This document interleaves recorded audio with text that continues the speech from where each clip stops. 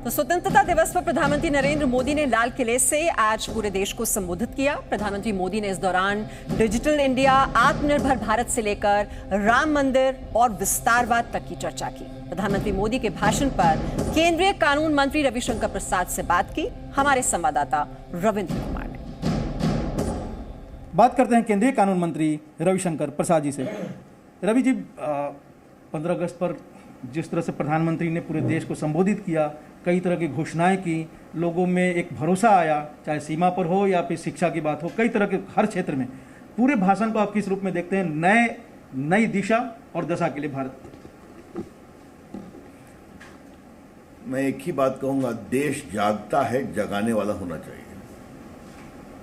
और हमारे प्रधानमंत्री जी जहां 15 अगस्त को तिरंगे को प्रणाम करते हैं, जिन्होंने देश के लिए बलिदान दिया उनको विनम्रता से याद करते हैं, उसी प्रकार से देश में आशा, ऊर्जा और आत्मविश्वास पैदा करते हैं। और हर साल जो 7वां साल में देखता हूं उनके भाषण को, तो हम लोग स्वयं भी ऊर्जा का अनुभव करते हैं। और आज का भाषण तो अपने आप में सर्वव्यापी, सर्वस्पर्शी, भारत का वर्तमान, भारत का भविष्य, चाहे वो किसानों की बात हो, चाहे वो टेक्नोलॉजी की बात हो, चाहे वो स्पेस की बात हो, चाहे वो सीमा की सुरक्षा की बात हो, चाहे भारत की विदेश नीति की बात हो, आत्मनिर्भर भारत की बात हो, आप जिस तरफ देखिए, वोकल फॉर लोकल की बात हो, तो उन्होंने, मैंने कहा, समग्र विचार रखा है। तो बहुत ही प्रेरणादायी रहा है। आज के दिन आपके माध्यम से देश के हर नागरिक का, लोगों का अभिनंदन है। और आज प्रधानमंत्री ने जो अपना विचार रखा है वो देश को बहुत ही प्रेरणा देगा। रवि जी, अभी हाल ही में जो जिस तरह से देखा गया, अंडमान निकोबार को जोड़ा गया, पूरे देश से एक नई ऊर्जा का संचार हुआ वहाँ पर। अब उन्होंने, प्रधानमंत्री, एक नया लक्ष्य रखा है, लक्षद्वीप को जोड़ना है 1000 दिन के अंदर, हर गाँव को 1000 दिन के अंदर। बहुत बड़ी चुनौती आपके लिए। हमारे वो नेता हैं, चुनौती देते हैं। अभी तक 2.5 लाख ग्राम पंचायत को हम ऑप्टिकल फाइबर से जोड़ते हैं, जिसे हम भारत नेट कहते हैं। और पिछली सरकार में कितना ग्राम पंचायत और अभी कितना हुआ आपने खुद सुना, उन्होंने बताया है। अब तो ये हमारे लिए बहुत ही, हम लोग की इच्छा थी कि ग्राम पंचायत तक ही क्यों, अब गांव तक भी जाएं, तो उन्हें घोषणा खुद कर दी।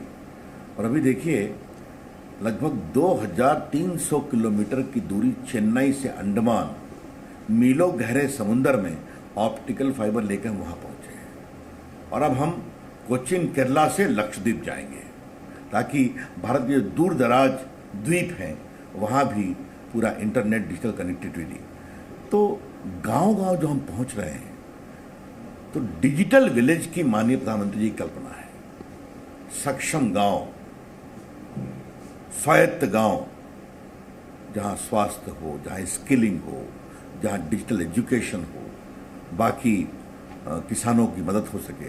तो ये जो भारत नेट पहुंचेगा गांव-गांव में, तो ये भारत में क्रांतिकारी परिवर्तन होगा, मुझे पूरा विश्वास है। और मैं उम्मीद करता हूं कि उनके निर्देश पर हम लोग इस पूरे कार्यक्रम को अपने संचार विभाग में समयबद्ध में पूरा करेंगे। आखिरी सवाल रहेगा सर, रविशंकर जी, श्री राम लल्ला के वकील भी, आज प्रधानमंत्री के भाषण में श्री राम मंदिर का भी जिक्र हुआ, और साथ ही सीमा पर चीन और पाकिस्तान को भी एक तरह से चेतावनी, श्री राम से लेकर सीमा तक। देखिए, ये पीड़ा होती है कि 70 साल से अधिक लगे प्रभु राम के मंदिर को बनने के लिए, क्यों? लेकिन ध्यान रखिए, मर्यादा पुरुषोत्तम न्याय की मर्यादा से ही आए। उस दिन क्या प्रधानमंत्री जी का भाषण था, अलौकिक। पूरा देश को उन्होंने जिस तरह से भावुक किया। हाँ, आपने सही कहा, मेरा सौभाग्य था कि मैं हिंदू और रामलला का वकील था इलाहाबाद हाई कोर्ट में। मैं एक ही बात कहूँगा कि राम का मंदिर भारत की आस्था ही नहीं, भारत के आत्मविश्वास का भी मंदिर है। भारत के सांस्कृतिक धरोहर के आधार पर भविष्य के एक आशावान क्षितिज का भी मंदिर है।